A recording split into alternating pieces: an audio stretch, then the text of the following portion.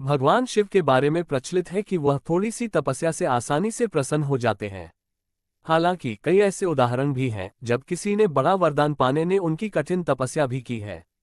लंकाधिपति रावण ने भी अमरत्व का वरदान पाने के लिए भगवान शिव को अपने 10 सिर चढ़ा दिए थे। भगवान शिव से जुड़ी ऐसी ही एक और कहानी है जिसमें एक राक्षस ने शिवजी की घोर तपस्या कर उन्हें प्रसन्न किया था। हालांकि वरदान देकर भगवान शिव खुद ही मुसीबत में फंस गए थे। बाद में भगवान विष्णु ने उन्हें इस मुसीबत से छुटकारा दिलाया था। कहानी के मुताबिक एक बार महर्षि नारद धरती पर घूम रहे थे। रास्ते में उन्हें वृकासुर नाम का राक्षस मिला।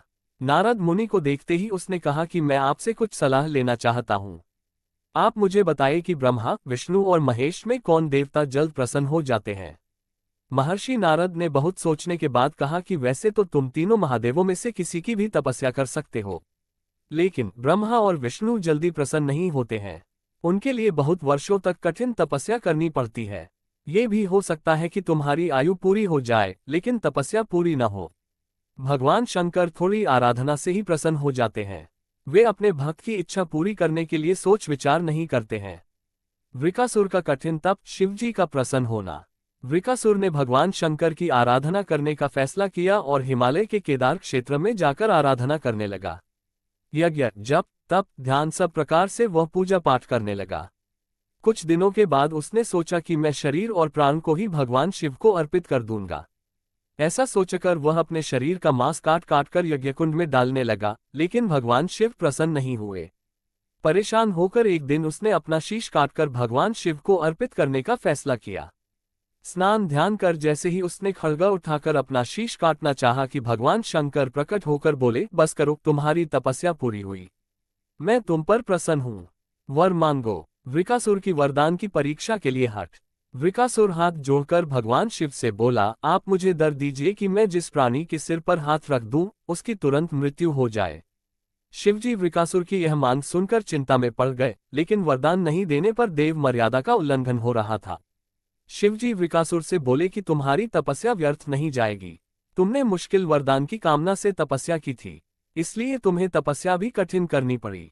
जाओ, जैसा वर चाहते हो वैसा ही मिलेगा। वरदान पाते ही वृकासुर की आसुरी वृत्ति जाग गई।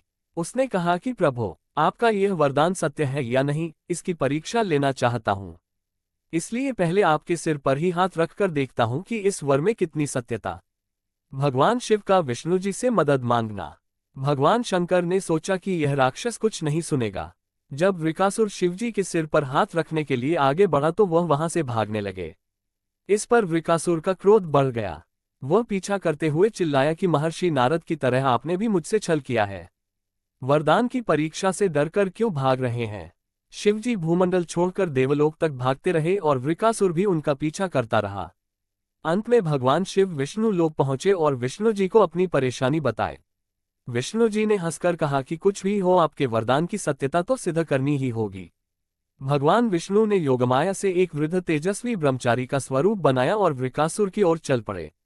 भगवान विष्णु का शिवजी की बुराई करना। भगवान विष्णु को जब वृकासुर आता हुआ दिखाई दिया तो उन्होंने आगे बढ़कर उसे प्रणाम किया। उन्होंने वृकासुर से कहा कि असुरराज कहाँ भागे जा रहे हैं, लगता है कि आप बहुत थक गए हैं, शरीर को थोड़ा आराम दीजिए। आप सब प्रकार से समर्थ हैं, फिर भी मेरे योग्य कोई काम हो तो बताए। अक्सर लोग अपने मित्रों और सहायकों से ही अपने काम पूरा करा लेते हैं। एक तेजस्वी ब्रह्मचारी की बातें सुनकर वृकासुर ने शिवजी के वरदान और उसकी परीक्षा की बात बताए। इस पर ब्रह्मचारी हंसा और कहा कि तुम किसके वरदान की परीक्षा लेना चाहते हो। शिवजी का तो अपना कोई घर ही नहीं है, वह खुद भूतों प्रेतों के साथ घूमते रहते हैं। वह भला किसी को क्या वर देंगे, वर देने वाले तो ब्रह्मा और विष्णु ही हैं। वृकासुर का ब्रह्मचारी की बातें में फंस जाना। विष्णु जी ने वृकासुर से कहा कि तुम्हें वरदानी होना था तो ब्रह्मा या विष्णु की आराधना करनी चाहिए थी। शिवजी के पीछे बेकार दौड़ रहे हो। वरदान देने वाला तो खुद इतना शक्तिशाली होता है कि उसके वरदान का असर खुद उस पर नहीं हो सकता है। उन्होंने तो तुम्हें झूठ मूठ का वरदान दिया है, तुम्हारी तपस्या बेकार चली गई। ब्रह्मचारी की बात सुनकर वृकासुर निराश हुआ, उसका मनोबल टूट गया। वह कहने लगा कि मुझे तो देवर्षि नारद ने शिव की आराधना करने को कहा था। ब्रह्मचारी ने कहा कि तुमने नारद मुनि पर भरोसा कर लिया, वह तो ऐसे घुमक्कड़ साधु हैं जो सभी को उल्टी सलाह ही देते हैं। अगर तुम्हें मेरी बात पर भरोसा नहीं हो तो अपने सिर पर हाथ रखकर देख लो कि कैसे शिव ने तुम्हें झूठा वर देकर बहकाया है। वृकासुर का भस्म होना और जीवन का सार। वृकासुर का मनोबल बुरी तरह टूट चुका था। उसे ब्रह्मचारी की बात पर भरोसा हो गया कि शिवजी ने भी उसके साथ छलकर झूठा वरदान दिया है।